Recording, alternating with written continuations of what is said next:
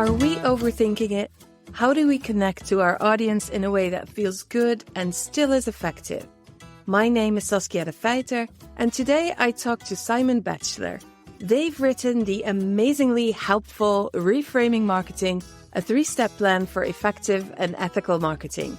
This book is on top of my business pile at the moment, and so I just had to invite them to the podcast. Day-to-day life as a creative business owner can be very lonely and overwhelming, leaving no time to actually grow your business. The Pattern Shift podcast gives you business insights and actionable tips to help you rise out of that day-to-day swamp and start to become more visible and move your business forward. Find out how you can be part of helping crafters move away from fast fashion and become a value-based business owner who's on top of things, running a business that's more sustainable for themselves and our planet. In this nearly hour-long episode, I talk to Simon about ethical marketing, communicating to your audience in a way that automatically makes us feel good, because it connects back to our own personal values and needs. Simon and myself investigate how we can make the process fun. In a way that's all very natural, when you focus on making authentic content that feels good to you, adapting your choices from getting feedback from choosing marketing tools that actually work for you and that you like using, you don't need to be everywhere all at once, you know. Now, before we start the interview, don't forget to sign up for the Pattern Shift updates and the Wol Business Circle creative business tips and insights. You can do that via the show notes. Go ahead, it only takes a minute and you can do it while you're listening, so no excuses. I cannot wait to see your name pop up on my list and in our community, so we can start connecting you to those other business owners. I'd love to see you there. Enjoy!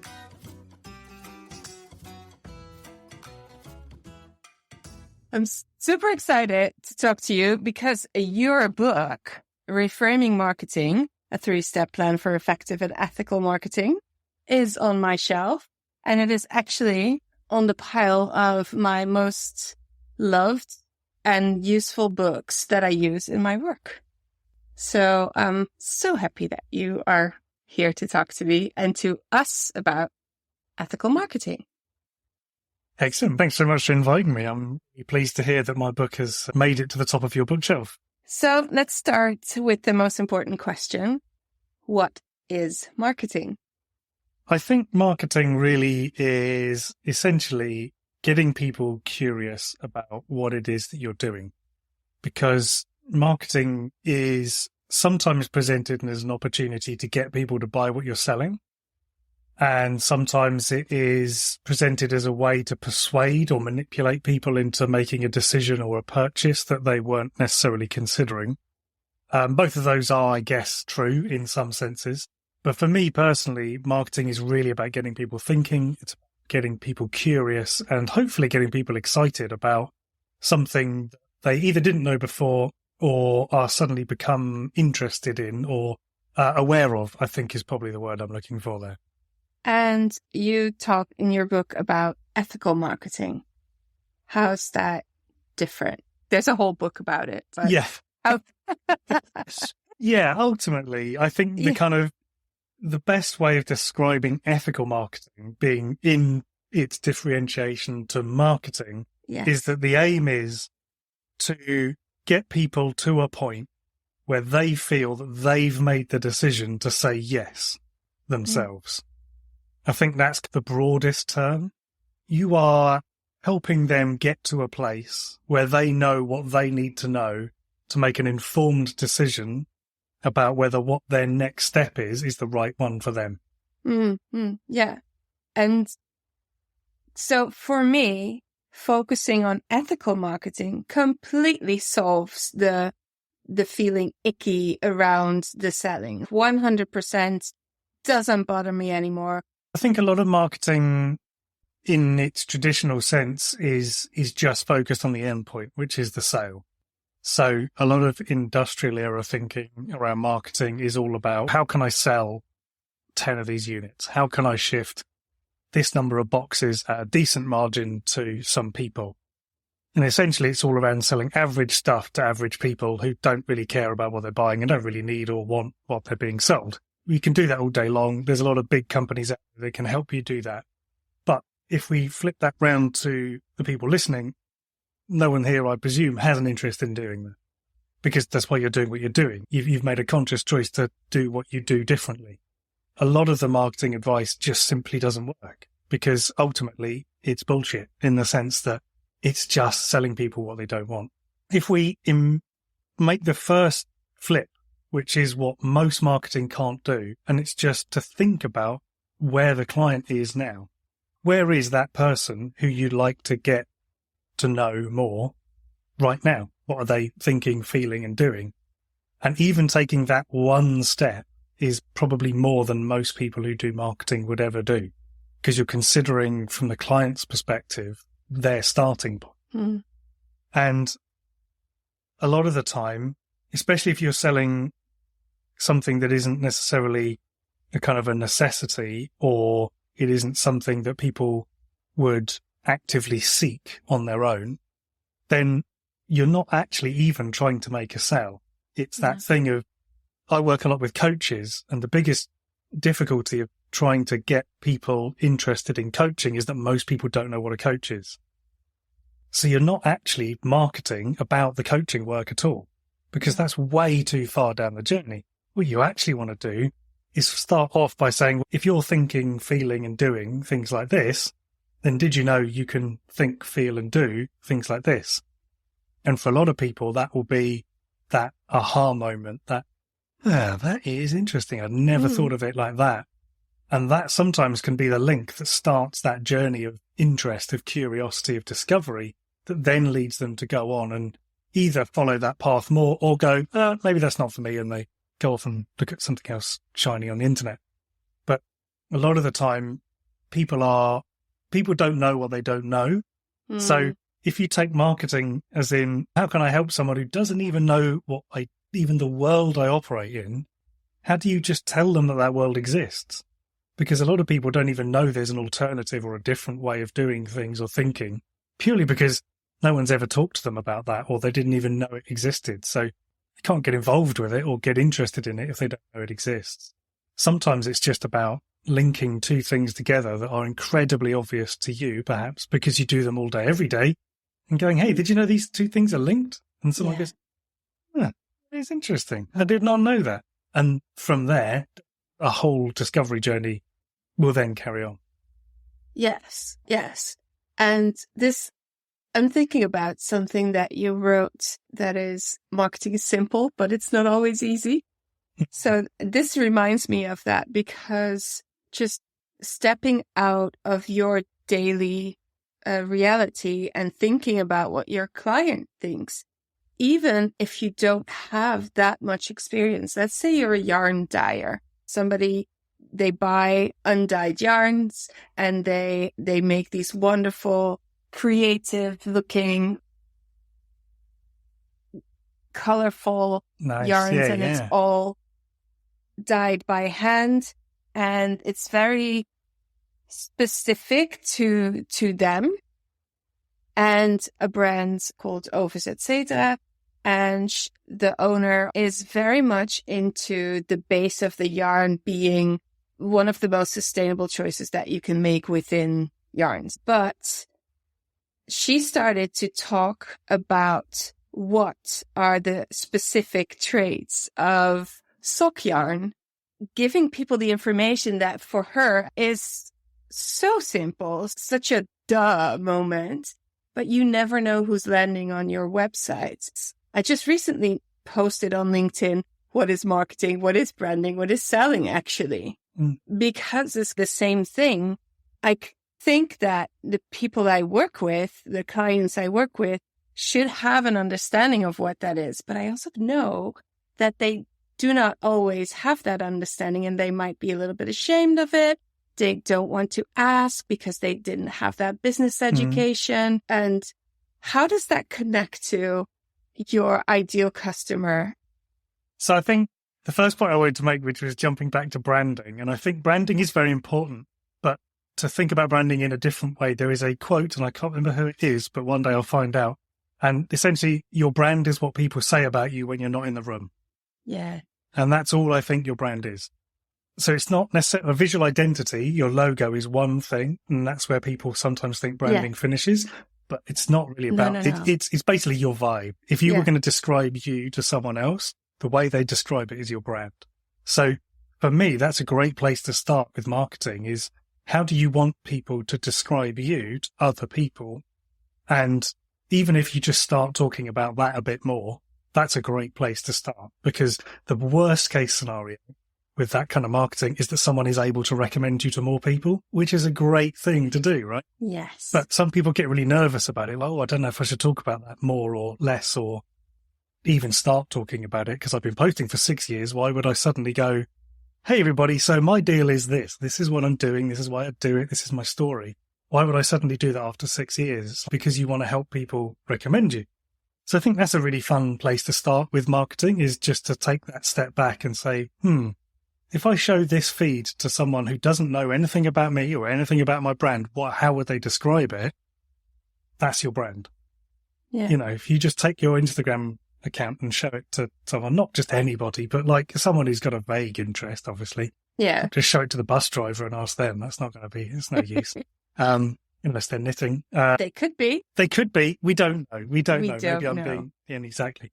I think then in terms of another thing to think about is that most people who go to your website already know what you do, and they already have some idea of who you are, particularly in the more niche markets, shall we say. So I wouldn't focus too much on your website about explaining to the complete novice about anything, because those people are not going to end up on your website. If someone types in what is knitting, they're not going to land on your blog about knitting. They're going to end up on Wikipedia.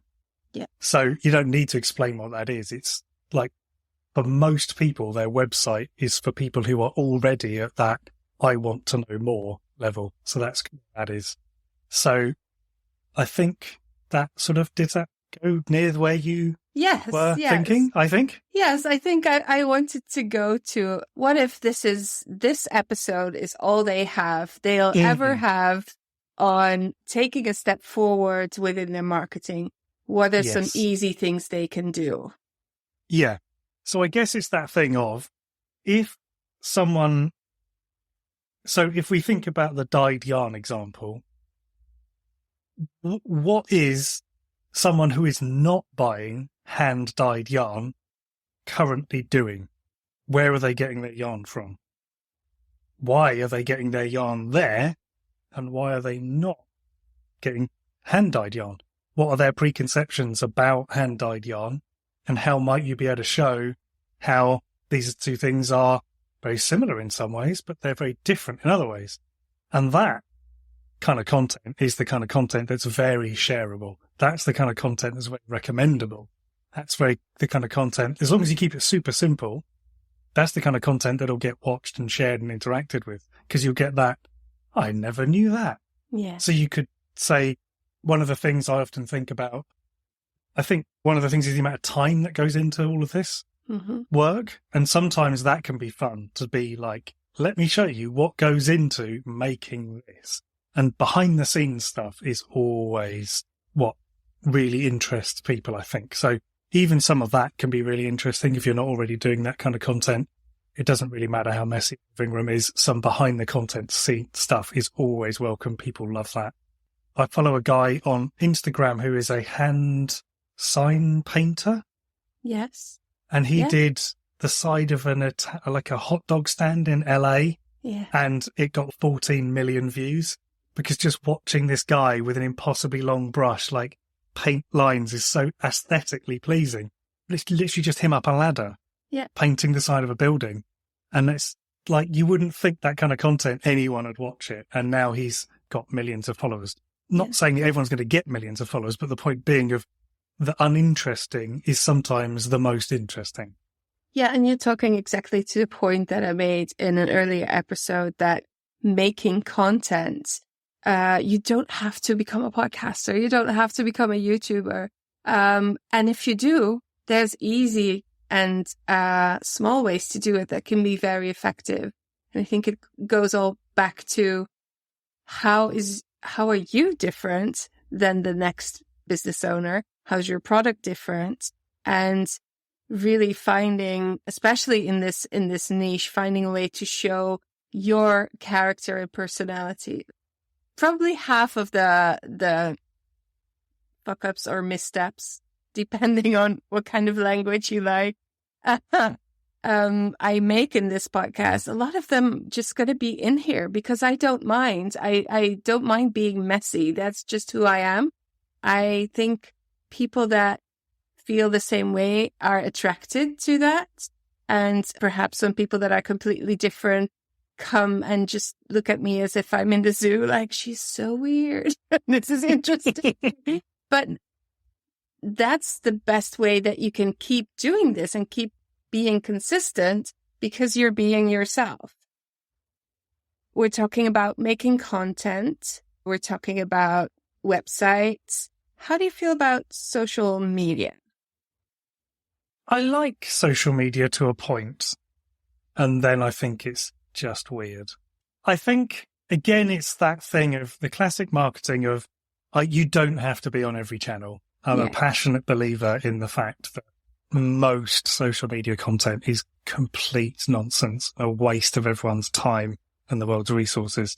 It's just not necessary. However, there are audiences of people out there who don't know that they actually are really interested in spinning, crochet, sign painting, who knows, pottery, like shit pottery. Have you ever looked at that on Instagram? No, but hilarious. I'm interested now. It is people trying to learn pottery, and it's just, there's no faces. It's literally just hands getting pots wrong.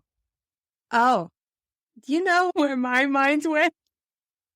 Shit pottery. It's probably happening somewhere. I was going to say, someone somewhere right now is being like, no one will watch my YouTube videos. And suddenly the views are going up because Saskia's found it. But what I mean is, like, so basically the thing with social media is it is ultimately a big game. That's all it is. It's a fun game of you versus AI. Yeah. And sometimes you win the AI game and sometimes you don't win the AI game.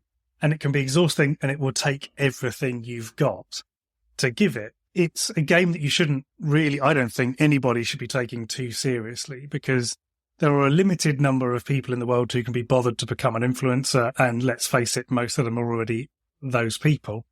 For everyone else, it can be quite a fun way of demonstrating, sharing, explaining, inspiring people. And I think that's really good. But ultimately, the numbers that are connected to social media are bullshit, to be honest. Yeah.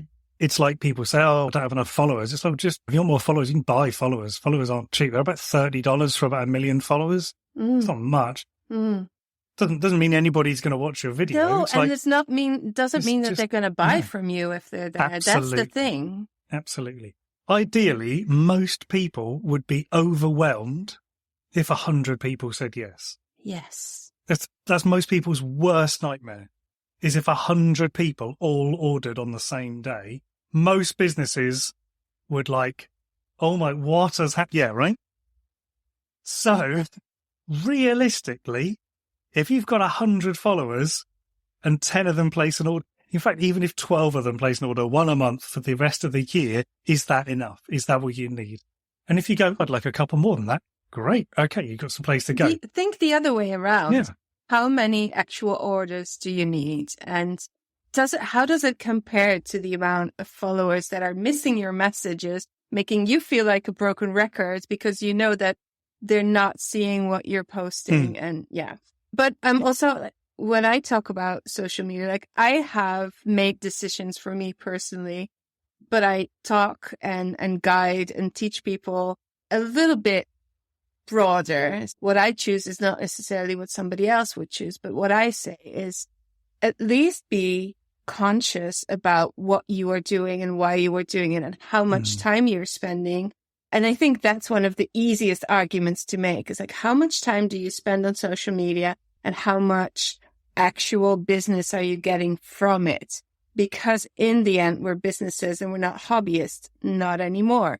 or we do that in our free time, but we also want to earn some money with this. Otherwise, we would just be sitting and knitting.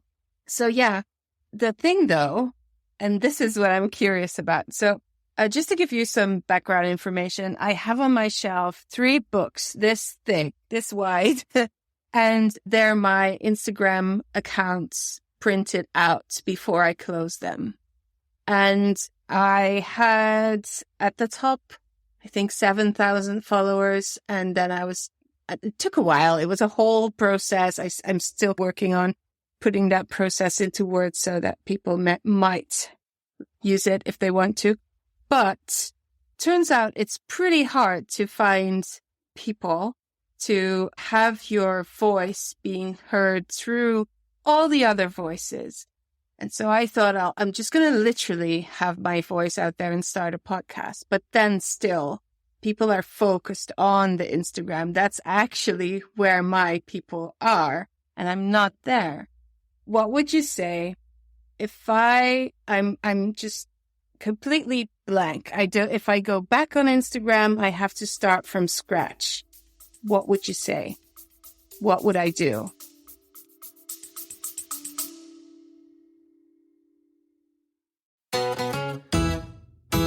Hello, friends. I just want to say something to you quickly. So if you're liking the podcast, if you're liking what I'm talking about, consider joining the mailing list. I have bi-weekly updates on the podcast and or business insights and tips. The occasional exercise to get you ahead. If you want to actually talk to other business owners about the things that I talk about here on the podcast, why not become a Wol community member for as little as €8.50 a month? That's like buying me coffee and a croissant. But don't do it for me though. Do it for yourself, because I promise that you will get something out of it, either the emails and or the community. So you can either go to the show notes or sign up through yavol.myflowdesk.com/pattern shift. I hope you'll join us.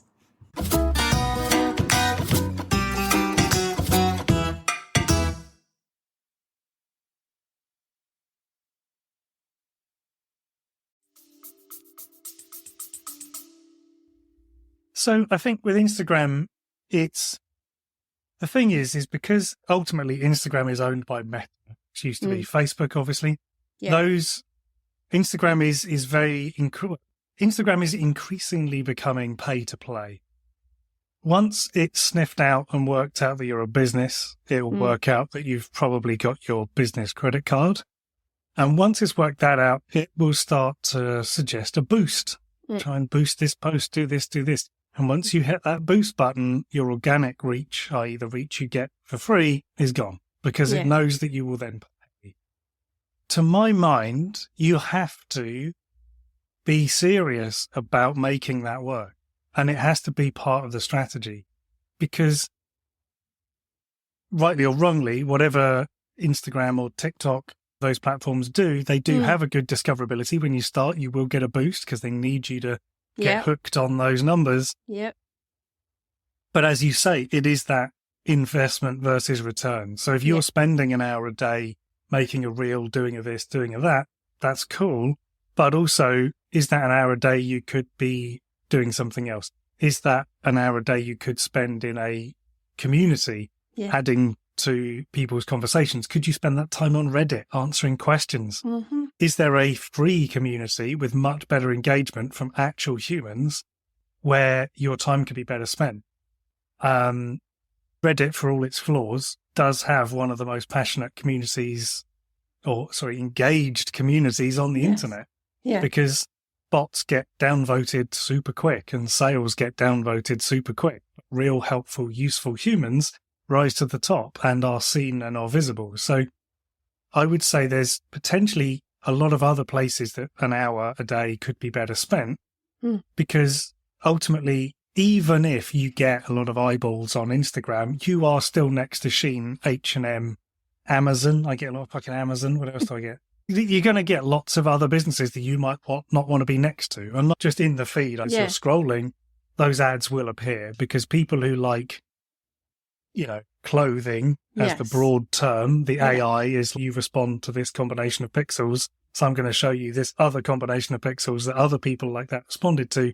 You're going to get that blend of different brands. So I guess that's a very long-winded way of saying, I think your people might be on Instagram, perhaps, but I think they're probably also in other places. It's just that it's about finding out where they are and whether you want to hang out there too. Yes. So, for example, I sell to other business owners in my agency quite a lot, and quite a lot of those people play golf, but I can't stand golf. So I could probably join a golf club and pretend to give a shit about golf and go on a 6-mile walk and lug some fucking clubs around and all this shit. Play the silly game, but it's going to drain me. How about the bar, though? The bar at the golf club. Yeah, I could hang around in the bar at the golf club, but do you want to be that? That's the same thing to me. It's if being on Instagram is just going to drain you, it doesn't matter if it's full of the kind of people you think you want. Exactly. Is it worth pretending to like golf? Yes. I love this. Coincidentally, I just started watching the documentary on golf on Netflix because my parents, okay, here's a little bit of information behind the scenes of my life. When I was young, my parents made me do golf and I hated it because I was the black sheep, Pearl Jam loving, not that kind of person. And I went and I didn't complain that much because there was a very cute guy that was also on the driving range. So that was my reason for doing it for a while. But I just don't know. No golf. Anyways, everybody that plays golf, we still love you. We love you. We know there's more to you than just that silly game. That's a nice segue into a newsletter and unsubscribing and all of that. So we talked about making content, the website, social media, and now we're landing on a mailing list. I think a mailing list is the best thing since sliced bread. That's my opinion. I still struggle not to use the words newsletter and talk about emails, because they don't have to be newsletters. It's just one way of communicating to your audience, to your customer, what you are all about. And I just love them. And I think everybody should have one. And I did a little bit of research. I went to a yarn festival and I brought with me some business cards, and I just went online and looked at all their websites and took notes. And lots of them do not have newsletters, and some of them are quite professional, but they just lean into the Instagram and with everything, every single thing. So please, Simon, tell us about the newsletter and why everybody should have one. So for my money, email is this funny thing, right? It's like your mobile number in that it's probably the second bit of information that people least like giving. So mobile number is the first, I would say. Email address is the second, and then all the social media. But the reason for that is because it's direct attention. So most people, I would say, don't have filters on their inbox. It's just a long stream of emails that come in. Obviously, if you're using Gmail, you may have the tabs thing. It tries to self-sort. But ultimately, the thing with email is it's generally direct access to someone's attention for a minute, a couple of minutes, whatever it might be. And that is not available on social media. If you post, you can't really say with any certainty that anybody is going to consistently see that, unless they're really a fan, in which case they probably will, but that's a different story. To me, the other thing about email is it's someone signaling that they want to know more, because they have to opt in. Not only is it direct access to their attention, it's permission as well, someone saying, please interrupt my day with your wonderful news or your interesting email. And the best thing is that they can also signal to you that they're done with that for now by unsubscribing. And that's cool too. Yes. People often think that unsubscribes are bad, but actually unsubscribes are really good for two reasons. One, it makes your open rate a bit more accurate because you're not just sending it to a list of people who don't open it. And B, it saves you a bit of money because they charge you per active person generally these days. So actually people unsubscribing you don't want to hear from you is a good thing. So I guess really mailing lists are very, very good in the sense that you own them, as in you own the list. Even if you're putting the list on something like MailChimp or Flowdesk. Yes, Flowdesk. There's too many to be mentioned. Yeah. You know what I mean? You can export that list out. It is your list of people. They are your friends, as it were, and you own that list. Whereas your followers on Instagram, on TikTok, you don't own those followers. They are TikTok's people, and you are basically renting access to them. It's like a good asset to have. And if you can get a consistent readership and you can get consistent engagement with your emails, then I think that often can be more effective than social media anyway, because you can still send people videos. You can still send people links to your blog. You can still send links to other articles, to products, to whatever you want. Same as social media. You can basically, whatever content you're thinking of making for social, you can send in an email. It's the same thing, really. Yeah. Obviously, the frequency and the length of the email is something to play with. But it doesn't have to be a monthly epic 5,000 word tome that you bombard or, people with. It can just be, here's a little thing once a week. Yeah. I think I like to think of an email list, a party list, where those are the people that you invite to your party. And if they choose to RSVP, they open and they read it and they come and they dress up for it because they're your people. They like what you do.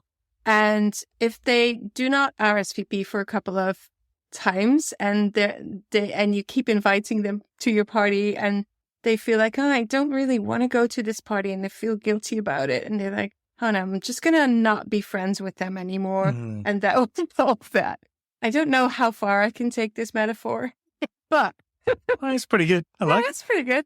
And when you invite people to your party on social media, everybody knows that's going to be messy because all the people are going to come to, and they're not going to come to party. They're going to come to mess up the place. So, yes, that's how I like to make the difference between the two. I think that last part needs a little bit of work. It's a good start, though. I like it. It's a good start.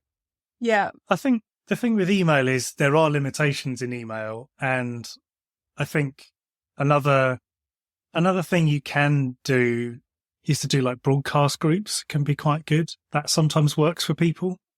Sometimes people just really don't like doing email at all. And that's fair enough. And some people just don't have it on their phone. They're just very anti-email, which is fair enough. Yeah. You can use something like Signal or Telegram or even WhatsApp now to do broadcast groups. And people can be quite keen on those because it's anonymized. So as the sender, you can't see the details of the person that you're sending to. So from a privacy point of view, it's quite cool. And that's quite good because you can send little videos, you can send links, it's like having your own private social media network. And that can be quite a nice little community. Yeah. If you want to turn it into a community, though, you would need to turn it into a chat, which is a bit more open. But the broadcast group is a nice sort of way of doing a kind of, here's what I'm up to today, or here's a thing. But yeah, it might be worth considering as an alternative to email. Yeah, cool. Yeah. That's actually the reason that I started my community to just have a way of sending videos, messages, everything you can do on social media, but just in this safe environment of people that will be kind and open and inspiring. Let me step back a little bit. So we've talked about some different ways that we can start to do some good marketing in easy ways and try to talk about how it doesn't have to be a huge, big marketing plan. It can be small steps that you adjust in your daily or your weekly routines to become a little bit better at reaching your audience. What would you say makes an excellent marketer? Oh, an excellent ethical marketer. I would say someone who gets people thinking. So someone who can get someone to think, "Oh, I'd not thought of it like that before," or "I did not know that." I think that is someone who can consistently deliver moments like that for people. That's where you become a real expert marketer, I think, because you essentially open that journey for people to then go on. And I think that then is very clearly signposting who this is for and who this isn't for.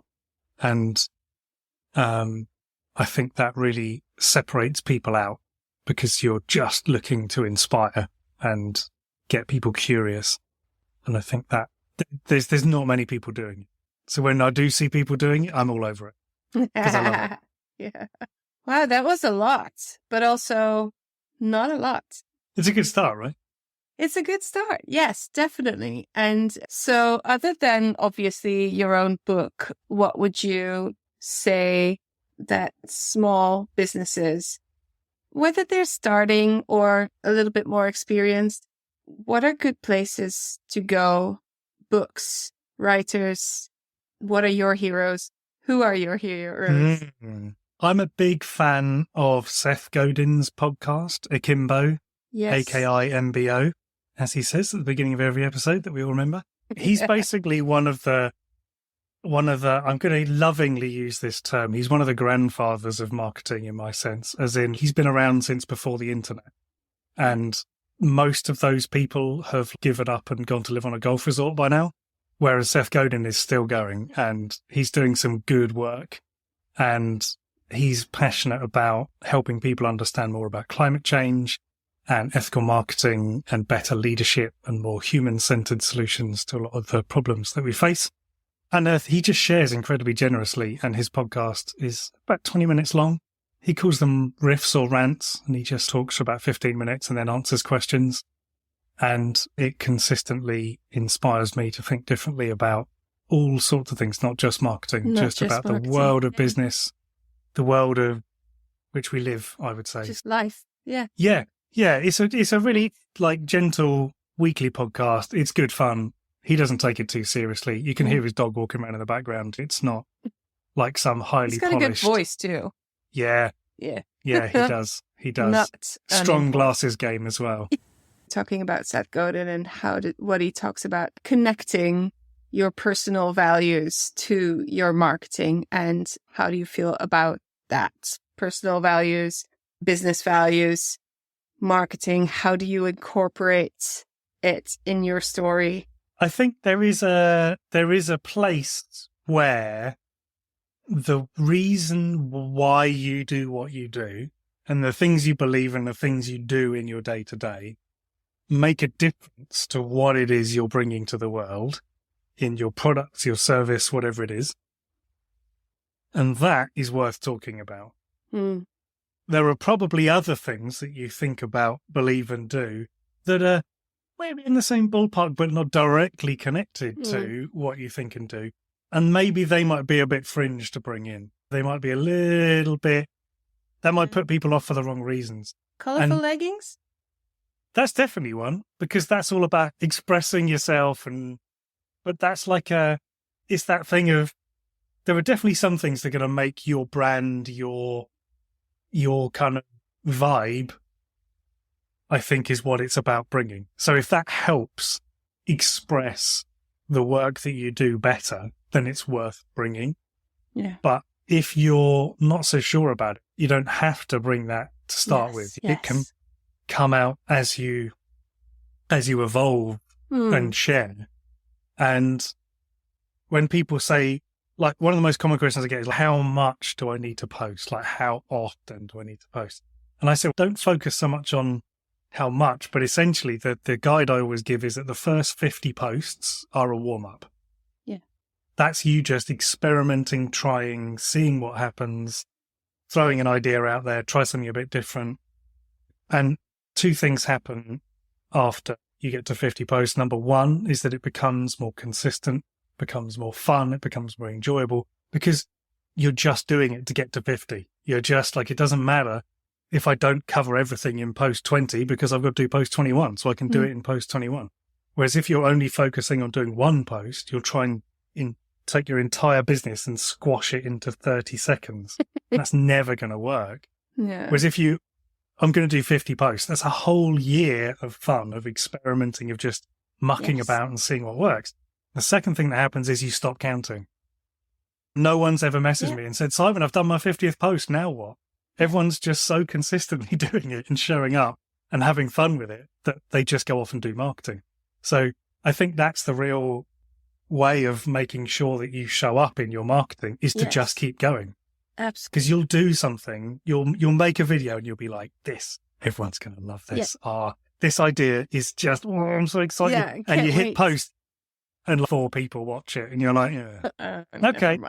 Yeah. And then another one, you'd be like, I'm in a real hurry. I've got to go somewhere. Shit. And you do it and you rush it. And everybody's like, oh my God, I love this. Why, more of this. Love. And you're like, I didn't even really think about that one. Yeah, I love this. I love this. I love that you said fun and being consistent. And as an example, this podcast started as a smaller life, making decisions on doing things quietly, more intentional, more consciously, all within the crafts and the same kind of group of people. But it was intended for, it's actually the same. The thing that changed is that what I love doing is helping small businesses get to the point where they can get to the fun in growing their businesses and selling their products. And because I love doing that, I focused the podcast more into that direction and hopefully inspiring them to have fun doing the things that they're doing, connecting it to their personal needs so that it'll stay fun and their values, which I think is very important too in this day and age. When you have a business, you really have to think about those things.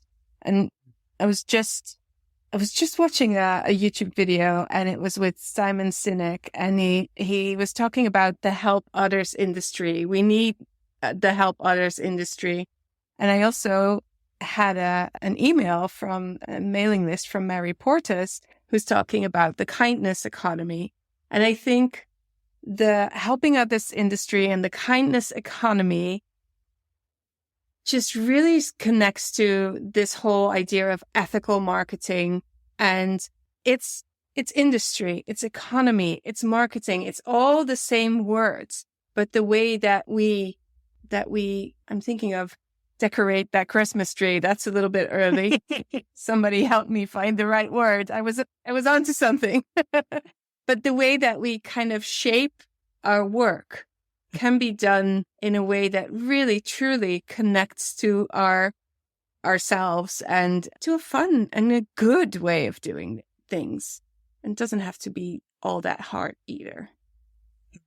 Yeah, I think that is the secret to it is that, and I guess the bit that no one really talks about is that the first few feel hard. The first few are weird and am I really sure I want to share this? Is this really what I want to do? And everybody feels that. And I think that's the bit that people don't talk about enough. But I think the thing that people only really ever see is the bit where it is fun for that person. And they're like, oh, they're not having a really good time making that reel, or, oh, they make doing that look so easy. And it's because they've done 50 of them. They've done 100 of them. They've done 1,000, whatever. But actually, very few people see number 1 to 10. And they definitely don't watch them in order. And there's all this sort of misconception about it. But I think if you can get past that first post, if you can get past 5, if you can get past 10, it's like in the UK, we have the couch to 5K, they call it. Yeah, I've heard of it. Yeah. It might be, I don't know if the same name, but essentially couch to 5K. It's like the first thing is to just run to the end of your road and home. Yeah. It's like that's it. Is you got to find your shoes, and then you got to put them on, and then you got to get out the door, and then it's actually after that it's just incremental. So I think with Instagram or LinkedIn or Reddit, the first thing is finding your phone. The second thing is lining up a shot. The third thing is making a post. Posting is the easy bit. Actually, it's what can I do? And I think that the listeners here were going to be in a creative mind space more than perhaps some of the clients that I work with. So I feel like it doesn't have to be aesthetic. It doesn't have to be trying to complete the Pinterest look. It's just, what can I show someone about this? In a way, it's better if it's not. Yeah, because then you're not like everyone else. Yeah. So I think it becomes fun, but it becomes fun once you find it fun. Yeah. And I think you will find it fun when someone comments on it and goes, that's great. Or, oh, I didn't know that. Or you'll see, oh, they've shared it or Keep listening. reposted it. Or Keep your eyes and ears open to what the reactions are to what you're doing, and then take notes and then use that. I just can't seem to end this conversation because I just love it too much. But just one more thing. So in the program that I teach, I took one making magazine, a magazine for textile crafts, and I took pictures of all the advertisements and I showed them in the curriculum. I'm like, okay, what do you see? And they were all skeins of yarn with dried flowers on either a wooden or a marble background, usually with tea or coffee. Yes. It's always all the same. It's all the same. And how can you it all looks beautiful, but people just scan over it. So if you can find a way that, unless you're the OG of the coffee skein, if that's what you came up with and you could just stick to it, just hold it. If your coffee shop sells yarn, you have permission to do coffee and yarn. Anybody else, get out of town. No. Just try something else. Try harder. Yeah, try harder. Yeah. C-, try harder. We cannot end it on this note. Literally on this grade. Let's not do that. On shaming other people's marketing. Yeah. No, I think what you've done there is highlight why marketing is simple, but it's not always easy. Yes. And it's simple because all you've got to do is not do what everyone else is doing. It's that thing. It's just like, what are the questions that nobody else is answering? And if they're not answering them because they're too simple, they're not too simple. It's just people probably just think it's too simple. So what are those questions? If you often knit in your car while you're waiting to pick up your kids, then in front of the traffic lights. Yeah, then why not just show that? It's like, if you're doing stuff in places that are normally not what you would call photogenic or Instagrammable, then that's a great place to start, because someone else might be like, oh, I've often thought about that, but I didn't realize you could do that. Or obviously you don't want to be doing it whilst driving. That's definitely going to get some attention for the wrong reasons. But there's definitely that thing of, well, I didn't know, like, I didn't think I was allowed to do it, or I didn't think people like me were allowed to do this. That's a big thing. And I think representation and being visible and being seen doing it is a huge part of the craft. Because if everything looks like coffee shops and wooden desks and blah, blah, blah, and you're like, well, I don't like coffee, then you'd be like, well, obviously wool isn't for me. I just drink absinthe when I knit all the you'd be time. Like, it's silly little things that I think sometimes everybody's focused on this aesthetic. And if you don't get that aesthetic, then it's not for you. And that can be quite exclusionary. So even just by showing someone, I just knit while my kids are watching telly, or I knit during meetings like Zooms or whatever. Just that could be a really fun knitting. Exactly. That could be a fun little thing to start. And that's the kind of content that people aren't gonna notice. But I think, ultimately it's just about trying to work out what is it that you think would get the kind of people who you think would be interested in what you're doing. And it doesn't have to be trying to solve all the problems. It doesn't have to be trying to show them all the things. It can just be hey, look, sometimes I do this and sometimes I do that. And eventually those people will go, I think I could do that. I'd like to know more about that. There we go. Thank you so much, Simon. Oh my gosh. I really need to talk to my teams. Because I asked, today's my birthday, and I got these amazing headphones, which is great. But next birthday, I need an on-air sign. Yes. Because they just are so literal. Like, if I say I'm in a Zoom call from 3 to 4, it's now 4:16, they'll just come and knock on my door. Yeah, okay. So I'm going to turn this into a more natural ending. or we'll leave this in. Oh, You never know. see what happens. But this is original content. This is reality. I record my podcast in the house. I have 2 teens. They come home around this time, and it's usually around the time where I do my interviews. I send them a message, don't come into my room, and this time, and this is what happens, because they need a snack. And that's probably all there is to it. It's not, somebody's not bleeding. There's no fire. They just need a snack. That is the reality of a professional person. Anyways. Yeah. Simon, thank you so much. I think you were very, very helpful in answering my question. And how do we cure ourselves from the icky feeling that marketing can bring us? And how can we make it easier? And how can we get inspired to do things a little bit differently? So thank you so much. And again, Reframing Marketing is Simon's book, and it's amazing. And I think everybody should get it. And obviously, I'll share a link. Thank you very much for having me. It's been really good fun. I would love to hear about your thoughts and ideas around this episode. Please go to patternshift.fm and leave me a voice message or comment below the show notes. Do you want more actionable business tips and insights that speak your language? None of that icky businessy lingo, but coming from a slow fashion business expert in bite-sized chunks. Stay a bit longer on patternshift.fm while you're there, and sign up for our bi-weekly mails and information about the platform I've built, so that makers and sellers can connect and build a solid base against fast fashion, because fuck fast fashion, right? Until next time, and remember, every stitch counts as we work together and create a pattern shift for you, your business, the crafters, and the fashion industry.